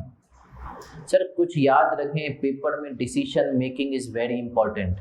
जो मतलब कॉस्टिंग वाला डिसीजन मेकिंग नहीं, तुम्हारी, मैंने कहा ना 2 बच्चों की एग्जांपल दी। मोइस मुस्तफा जिसका गोल्ड मेडल है, उसने कहा 1037 का सवाल लिखना होता है, आता था उसको। उसने कहा लिखना है 7 नंबर का, ये मुझे लग रहा है टाइम आउट हो जाऊंगा। उसने कहा एंड में करूंगा। वो एंड में पहुंचाएंगे, उसने कहा 7 नंबर छूट गए। उससे पहले जो गोल्ड मेडल आया था जिस बच्चे का, उसने IS 38 में कहा 23 वाली एडजस्टमेंट इग्नोर मारूंगा, बाकी पूरा सवाल कर दूंगा, क्योंकि अगर उसने आखिरी सवाल उठाया, उसने अगर इसमें पढ़ा तो उन बच्चों ने कहीं ना कहीं रिस्क लिया, लेकिन बोला कैलकुलेटेड रिस्क लिया, बोला यार बाकी पेपर पूरा हो जाए। नॉर्मल बच्चा यही सोच के जाता है कि पेपर तो मैं मतलब पूरा करूंगा और सब कुछ मुझे आता होगा, और जब वो देखता है कि कुछ नहीं आ रहा तो उसको प्रेशर बिल्ट होता है। IK खुद कहता है, ये कसम से एग्जामिनर हमने बोलते हैं भाई नहीं है इनकी औकात पूरा कर सके। हमें भी कुछ मरतबा ये बात बताओ, ये फर्ग्यूसन के इंटरव्यू में भी होता था, वो आपसे कुछ सवाल जानबूझ के इंटरव्यूज में ऐसे पूछते हैं, इनको पता होता है कि इसको नहीं पता होगा, लेकिन दे वांट टू टेस्ट क्या आपकी प्रॉब्लम सॉल्विंग या इस सिचुएशन में क्लाइंट डीलिंग जवाब देने की सलाहियत कितनी अच्छी है।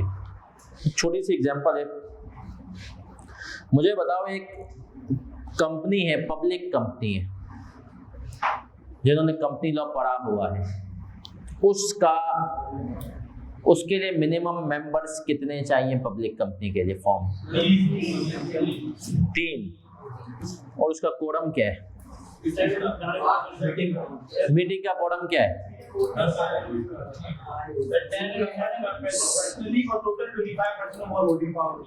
10 है, 7 है?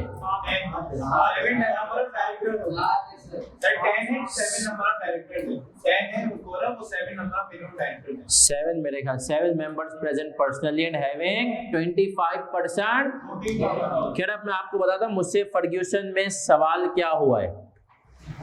उन्होंने मुझसे उस टाइम पे पूछा, उस टाइम पे भी मेरे ख्याल में 3 था या 7, 10 या कुछ 5 था। बोला मुझे बताओ पब्लिक कंपनी को फॉर्म करने के लिए कितने लोग चाहिए? मैंने कहा 3। बोला सोच लो 3 ही चाहिए, 3 में हो जाएगी फॉर्म? मैंने कहा हाँ। बोला पहली मीटिंग करने के लिए कितने लोग चाहिए? मैंने कहा 7। बोला ये क्या बात हुई, फॉर्म 3 में हो जाएगी, मीटिंग ही नहीं कर सकते? सही है, तो ये क्या सीन है भाई? तो बोला फॉर्म 3 में होगी और तुम मीटिंग ही। अब उसने बंदे ने बोला या तो तू गलत या तो लॉ गलत, अब बता कौन। अब आप सोचें एक जो है बच्चा बेचारा फर्ग्यूसन के इंटरव्यू, उसको पार्टनर लेवल का, खैर उस टाइम पे सीधा पार्टनर है, उसने बोला बेटा या तो तू गलत या तो लॉ गलत। अब मैं सोच रहा हूँ कि यार क्या जवाब दूं। फिर मैंने सोचते हुए कहा, मैंने कहा सर देखें इस लेवल पे जो है ना, शायद कैफ लेवल पे हमें यही बताया गया है, बट यकीनन मतलब मैं भी गलत नहीं हूँ, जो अब तक की मेरी नॉलेज है उसके हिसाब से तो यही आंसर है, लेकिन लॉ में यकीनन कोई ना कोई ऐसी क्लॉज होगी जिसकी बेसिस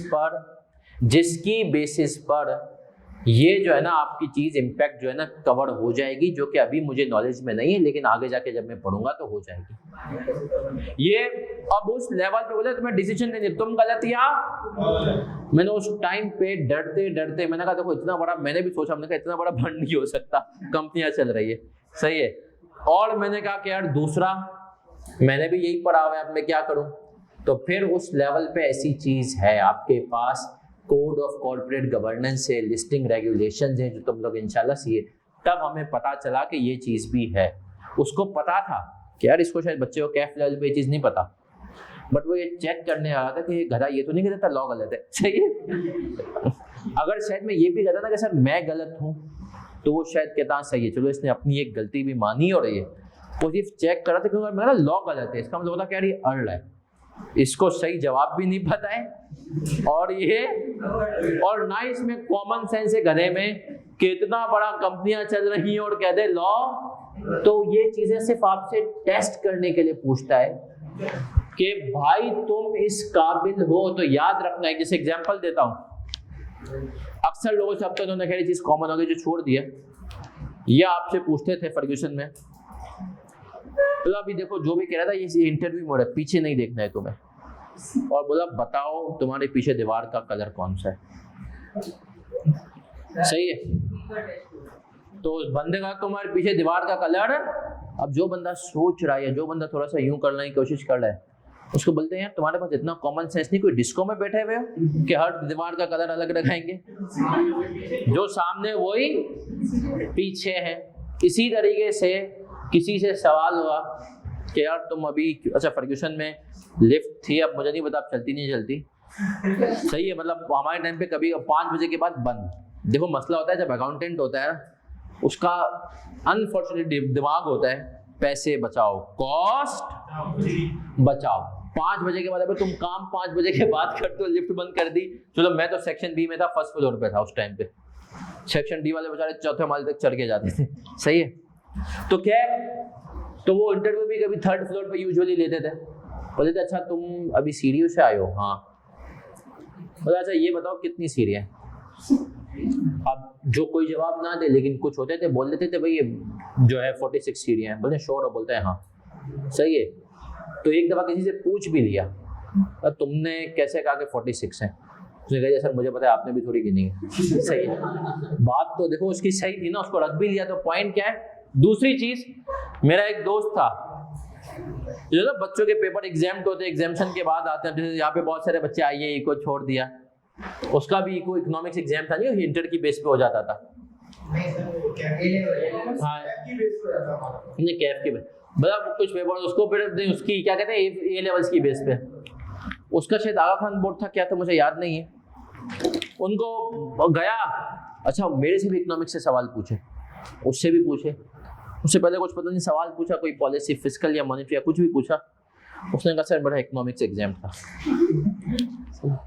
आगे जाके फिर घुमा फिरा फिर किसी इकोनॉमिक्स से सवाल पूछा, सर मेरा तो एग्जाम था। उसको वहीं पे बोला बेटा आप उठे और जाए, बोला क्योंकि अगर भाई तेरा एग्जाम्ड भी था तो तुझे नॉलेज एग्जाम किसी बेसिस पे तो हुआ होगा ना। इसी तरीके से मुझे याद है कि मुझसे एक सवाल पूछा, एक और आखिरी बात इसमें कि वो सवाल ये था, शायद लोगों को बताया नहीं बताया कि पहले भी FIR 1 में कुछ को, इन्फ्लेशन मुल्क के लिए कब अच्छी होती है? इन्फ्लेशन अच्छी हो भी सकती है या अल्लाह भला करे, मैं बड़ी दुआएं देता हूँ सर अकील को। किसने सर अकील से पढ़ा है? फिर उस टाइम पे उन्होंने एक डॉन ब्रेड की एग्जांपल दी थी कि डॉन ब्रेड की क्रीपिंग इन्फ्लेशन होती है कि बेटा डॉन ब्रेड अगर आज 1 रुपया अपनी हर डबल रोटी पे बढ़ा दे तो देखा जाए तो साल की अगर हम उसकी लगाएं दिन की, उसकी 6 लाख डबल रोटियां पूरे पाकिस्तान में बिकती हैं, तो 6 लाख रुपए उसका दिन का, 6 लाख इंटू 365, वो जो पैसा आएगा उससे वो नई फैक्ट्री लगाएगा। 1 रुपए से किसी की परचेजिंग पावर पे फर्क नहीं पड़ता, और वो नई फैक्ट्री लगाएगा, उससे एम्प्लॉयमेंट, गवर्नमेंट के टैक्सेस, सप्लायर्स को बेनिफिट, ये सब चीजें। ये एग्जांपल मैंने चिपका दी, सही है। तो मुझे लगता है इस एग्जांपल से बड़ा इंप्रेस हुआ। इसने कहा बच्चे ने बड़े अच्छे से, और पीछे साथ क्या था सर, अकील की जो एग्जाम्पल थी, मैंने कहा यार सर अकील बहुत अच्छी एग्जाम्पल देते थे, और वन ऑफ माई मतलब एक थ्योरी में, और उनकी अच्छी बात ये थी उनकी क्लास में ब्रेक ऑन डिमांड, मतलब डिमांड कैसे, आपने एक दोस्त को बोल दिया यार कोई सियासी बात कर, बात तारीफ कर दे, तू किसी की तारीफ कर दे, खास तौर पे बच्चा वो थे पंजाबी, बट वो कराची में बेचते थे, वो कराची को हमारे टाइम तक बड़ा फेवर करते थे। आप बोल दो सर लाहौर में तो क्या शहबाज शरीफ क्या ये, और उसके बाद अच्छा अब उस टाइम पे हमारे पास वो स्नेक वाले मोबाइल होते थे, हम स्नेक वाले मोबाइल, किसी का मैसेज आए तो जवाब देना है, एक बच्चे की जिम्मेदारी होती थी यार देख तुझे सर से जो ना थोड़ा सा मसाला डालते रहना है, आधे घंटे के लिए क्लास ऑफ, चले सर आ जाए, चले सर आ जाए, क्या हम यहाँ तक क्लियर, एक दफा फिर से समझा रहा हूँ सर, बिल्कुल OCI अमोर्टाइज कॉस्ट जो तुम करते हो वही, बिल्कुल वही, बस एक्सटेंडेड वर्जन है कि ईयर एंड पे फेयर वैल्यू से कंपेयर कर लो, फेयर वैल्यू गेन लॉस कहां लेके जाओ, OCI में। हमने कहा सर अमोर्टाइज कॉस्ट के हिसाब से पहले सर 99760 वैल्यू आई, 1,10,000 थी fair value at year end, आपने कहा fair value gain loss balancing figure, gain आ गया 99 की चीज, आपने एंट्री बना दी इन्वेस्टमेंट डेबिट OCI, अगले साल है अमोर्टाइज कॉस्ट को इग्नोर नहीं मारना, ये देखो पिछले साल क्या वैल्यू रखी थी 10,240, आपने कहा इस साल कितनी है 8981 का लॉस, फिर आपने कहा सर आखिरी साल आए, आखिरी साल 1040 के हमने के उसके आपने क्या गए थे 1259 से हमने क्या कर दिया, हमने कहा कि इस पिछले साल का गेन लॉस बचा हुआ था, टोटल वैल्यू इतनी थी, इनका सम जो भी आया फेयर वैल्यू 105 हो गई, 1259 का लॉस। अब सब इधर देखना नौजवानों, कॉपी नहीं, पहले साल के एंड पे इन्वेस्टमेंट कितने पे शो करूंगा 1,10,000, दूसरे पे, तीसरे पे 0, रिडीम हो जाएगी, ऐसा ही है सर। इंटरेस्ट इनकम पहले साल सर वही शो करेंगे जो आपने उसमें शो की थी, है ना भाई, कितना था पहले साल 7 2002 में 7 9 2003 में 8219। अब मेरा बच्चा एक और इंपॉर्टेंट चीज, अच्छा हमने कहा ये आ जाएंगे OCI, ये OCI किसके बाद आता है नेट प्रॉफिट के बाद, सही है सर, बिल्कुल याद रखें revaluation surplus is part of OCI but it's not the only thing in, कुछ बच्चों के दिमाग में सरप्लस फंसा हुआ होता है कि अच्छा सर वो पिछले साल सरप्लस होगा तभी, इस दफा ऐसा कोई भी सीन यहाँ पे, पहले साल भी लॉस आएगा तो डायरेक्ट। हम आए 2001 में OCI में, हमने कहा फेयर वैल्यू गेन कितना आया 10,200, दूसरे साल 89, तीसरे साल 12, क्या मैं क्लियर हूं सर? इसका एक और तरीका भी होता है, सबकी तवज्जो इधर, इसका एक और तरीका भी होता है फेयर वैल्यू गेन लॉस निकालने का। वो तरीका क्या है वो मैं अब आपको समझाने लगा हूं, अभी कॉपी नहीं कीजिएगा। फेयर वैल्यू गेन लॉस निकालने का एक डायरेक्ट तरीका भी अगर किसी का दिल चाहे तो वो डायरेक्ट भी निकाल सकता है, कोई इतनी मसले की बात सर वो मैं डायरेक्ट कैसे निकालूंगा उस पर मैं आपको आता हूं। सर अगर मैं आऊं और मैं आपको बोलूं फेयर वैल्यू गेन लॉस, मैं इसकी यहां पे वर्किंग कर रहा हूं 2001, भाई फेयर वैल्यू गिवन थी मानते हो, -99, ये कितना हो गया 10,200, मानते हो इस चीज को 10,240। अभी कॉपी नहीं करना, मैं 2002 पे आया नौजवानों। सर क्या इसमें भी ये मैं डायरेक्ट कर रहा हूं टेबल के बगैर, फेयर वैल्यू गिवन थी 1 लाख दूसरे साल के एंड पे। कॉपी कोई नहीं करेगा। मुझे बताओ, तुमने पहले साल फेयर वैल्यू पे कितने पे लेके गए थे इसको? 1.10 पे लेके चले गए थे, मानते हो? इसको कितने पे लेके चले गए थे? पहले साल के एंड पे तुम इसको 1.10 पे लेके चले गए इस एंट्री की मदद से। हाँ, फिर तुमने इस एक और एंट्री बनाई, तुमने इन्वेस्टमेंट को फिर कितने से बढ़ा दिया? 2981। तो तुमने 2981 को इसमें से जब माइनस किया, ये मैं एंट्रीज की मदद से चल रहा हूं। पिछले साल की फेयर वैल्यू उठाई 1.10। अगर तुम्हें टेबल पसंद नहीं आ रहा तो इस साल तुमने कहा मैंने 2981 से इन्वेस्टमेंट को बढ़ा दिया, जो इन दोनों का डिफरेंस था, इस एंट्री की मदद से। पिछले साल ये एंट्री बना के 1.10 किया, 2981 से बना के इसको कर लिया 1,12,981। और फिर मैंने कहा ईयर एंड की फेयर वैल्यू 1.4 थी, तो ये भी कितना आ गया? 8981। मैं कर क्या रहा हूं सर? मैं सिर्फ और सिर्फ वैल्यूएशन पे लेकर जा रहा हूं कि पिछले साल के हिसाब से इस मर्तबा कितना गेन या कितना। अभी कॉपी नहीं। मैं अगर सर ईयर 3 का यही फेयर वैल्यू गेन लॉस निकालने जाऊं, तो मैंने कहा सर ईयर 3 की वैल्यू कितनी हो गई थी? 105960 हो गई थी। पिछले साल तुम ये एंट्री पार करने के बाद क्या 1,04,000 पे आ गए थे? 1.4 पे तुम आ गए थे। जब तुम 1.4 पे आए थे, तो इसके बाद तुमने एक और एंट्री बनाई थी ईयर 3 की, जो मैंने मिटा दी, जिसमें तुमने क्या किया था सर? 3219 से बढ़ाया था इन्वेस्टमेंट को।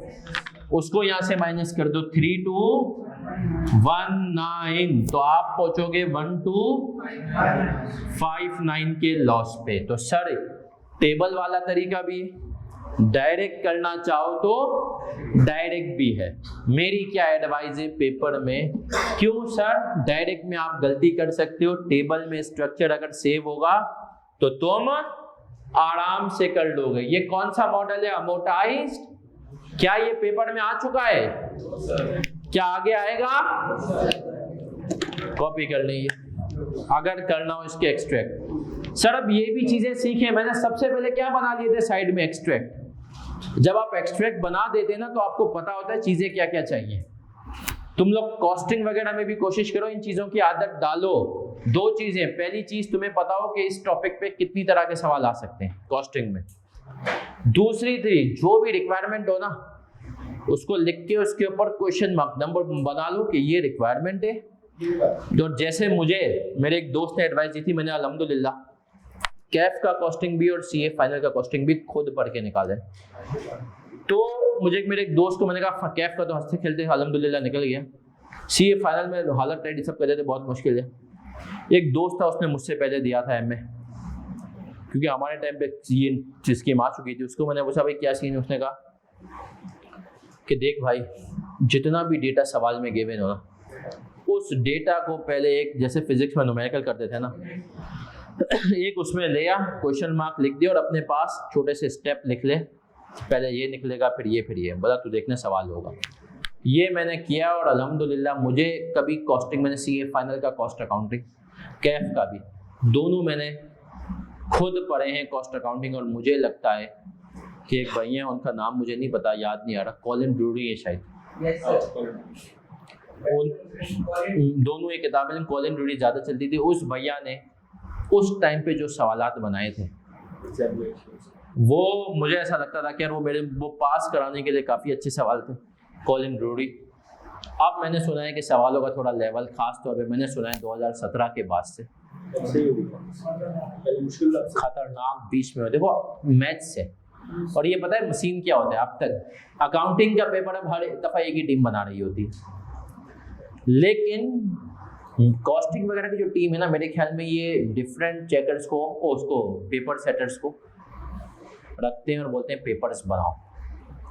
और एक बात बताऊं, मतलब आईकिप तो बहुत अच्छे पेपर देता है, पैसे देता होगा पेपर बनाने के। मुझे एक इदारे की तरफ से ऑफर हुई कि आप हमारे बच्चों के लिए पेपर बनाना, बिग टास्क, नाम नहीं लूंगा, उस इदारे ने मुझे कहा पैसे कितने देंगे, उसने कहा 17,000।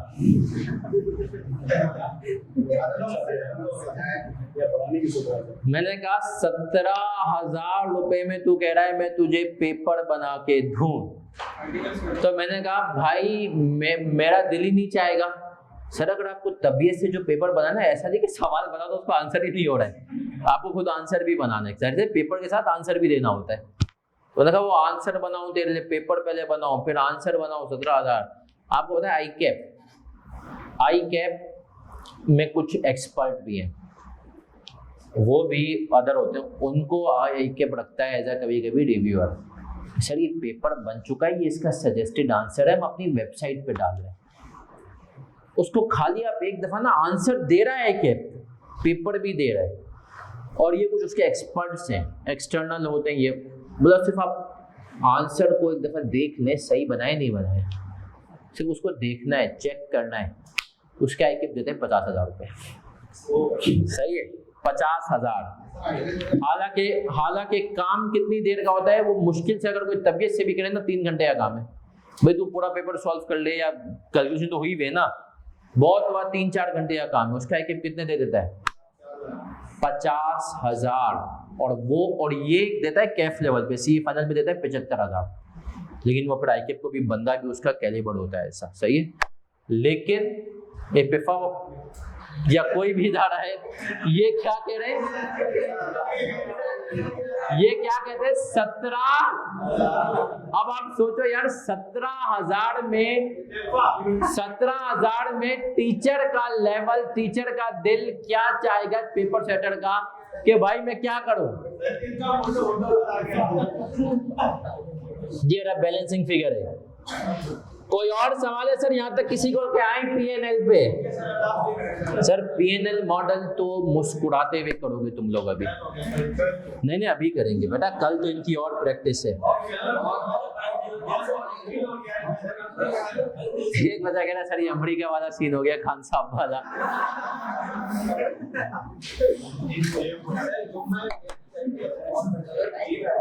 अच्छा एक आखिरी केस है, यकीन मानो 5 मिनट का है, पीएनएल कितनी देर का है सर? अच्छा एक और चीज, ये उन बच्चों के लिए जो शायद पहले अगर IFRS 9 पढ़ चुके हैं कहीं और से, मैंने कहा ना बहुत सारे टीचर पीएनएल अप्रोच में भी यही पूरी वर्किंग कराते हैं। OCI की आई कैप ने अब इसको क्या कर दिया है, बिल्कुल अपने पास्ट पेपर से तो रिजेक्ट किया ही है, अब बुक में भी रिजेक्ट कर दिया और वर्डिक्ट भी दे दिया है।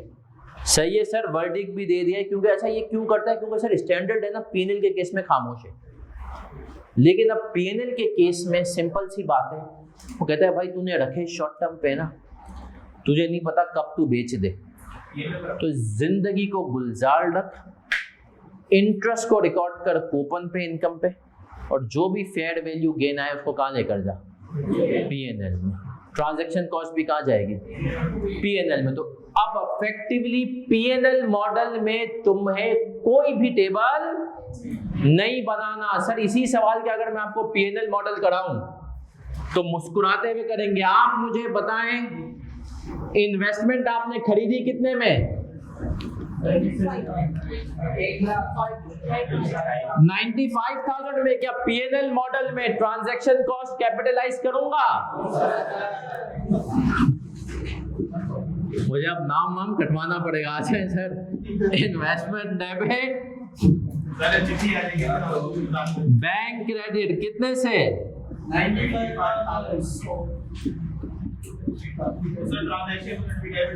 1 जनवरी 2000। ट्रांजैक्शन कॉस्ट को सर यहाँ पे क्या करते हैं? एक्सपेंस डेबिट बैंक क्रेडिट कितने से?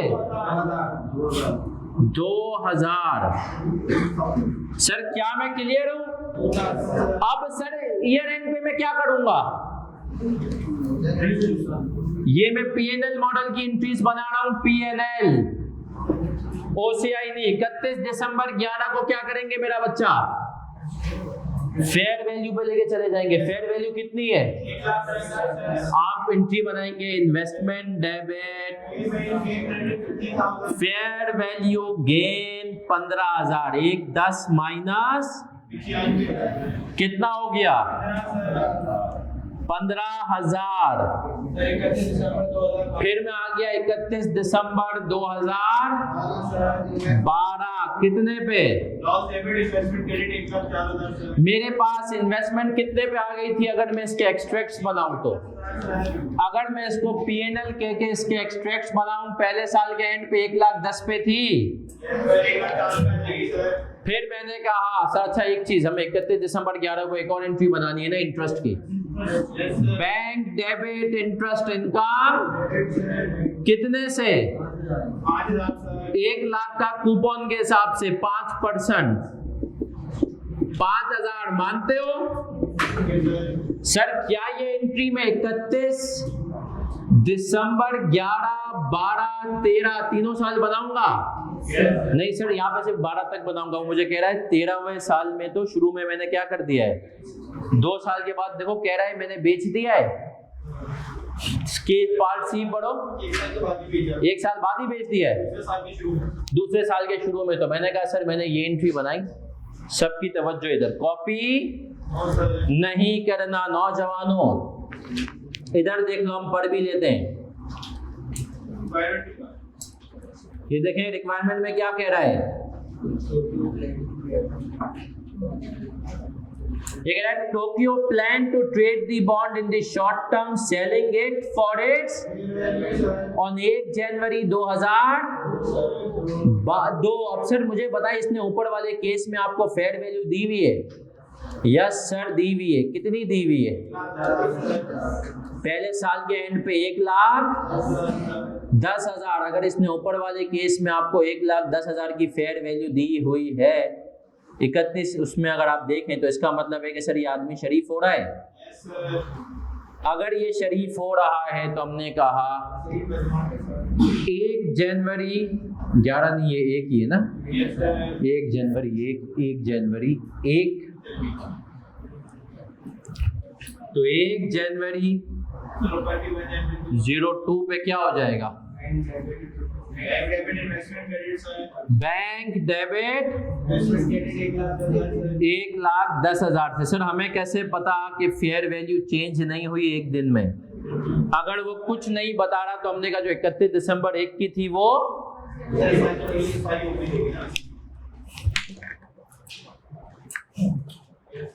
बड़े आगे।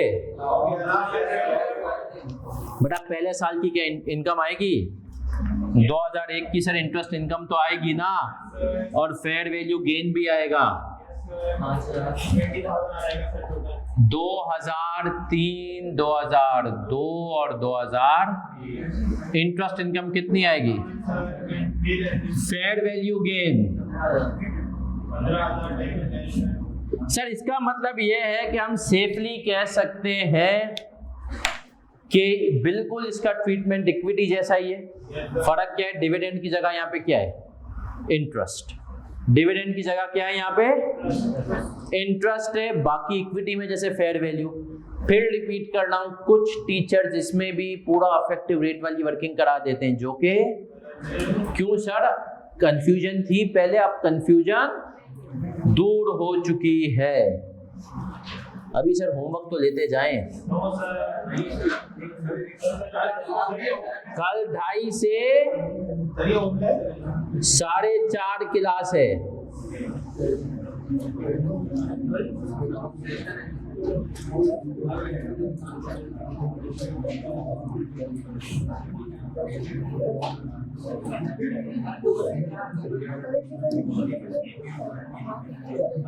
कोशिश करेंगे इंशाल्लाह यार, बीच में मुनीर भाई मान नहीं रहे।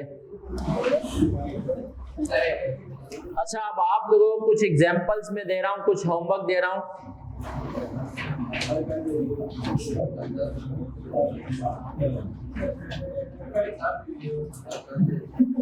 सर पेज नंबर 113 पे एक एग्जाम्पल आ रही है। अल्लाह आप लोगों को भी वहां पर लेके जाए, कुछ लोग जा चुके होंगे। कालाम गए हो? कालाम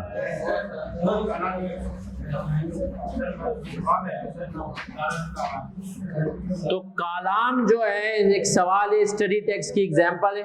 पेज नंबर वैसे 15 है लेकिन 113 है बुक का, जो आपका 113। ये एग्जाम्पल है OCI वाली, शुरू इससे करवाऊंगा कल।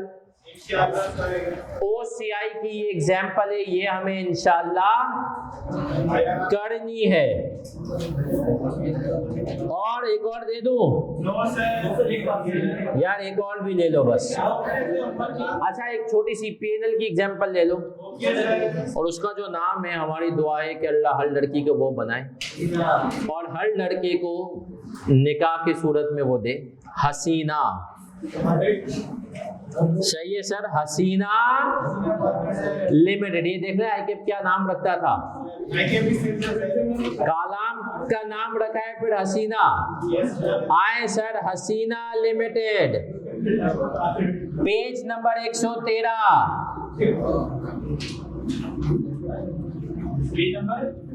सर एक बच्चे का कहना है, एक बच्चा कह रहा है कि सर साजिद का कल कुछ मोटिवेशन सेशन है, और उन्होंने कहा है कि उस दौरान वो मेरे पास आई थी रिक्वेस्ट लेके। मैंने कहा सर यकीन माने मैं इनको इंशाल्लाह क्लास में मोटिवेट कर दूंगा।